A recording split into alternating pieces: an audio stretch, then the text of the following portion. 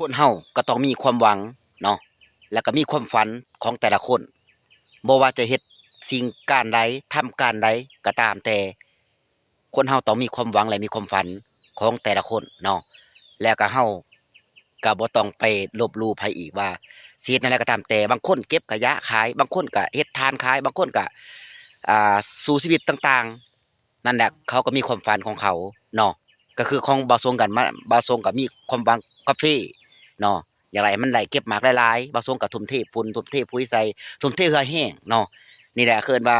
อยู่บันไดก็ตามแต่ขอเพียงแต่เฮาขยันแล้วก็บ่รังเกียจงานคันเฮารังเกียจงานคือว่ารังเกียจเงินคันเฮาบ่รังเกียจงานมันต้องมีเสมอเฮาจะต้องได้กำเงินอืมคันเฮาขี้คร้านนอนเว้นบ่เฮ็ดเวียกเฮ็ดงานมื้อนั้นเฮาก็บ่มีเงินก็ถือว่าเนาะบ่ทรงว่าบ่อนใดก็ตามคันเฮาขยันแท้บ่รังเกียจงานนั่นแหละคือเงินเงินคืองานงานคือเงินเนาะบ่ต้องไปรังเกียจมันคันเฮาไปรังเกียจมันซ้ำรังเกียจเงินสู้ชีวิตไปเรื่อยๆบางคนเฮาบ่ให้เฮา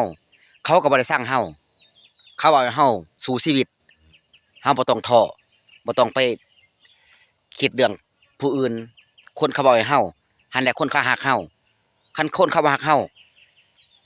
จ้างเขาก็บ่เว้านำเฮาคนเขาฮักเฮาเขาจะบ่ปาก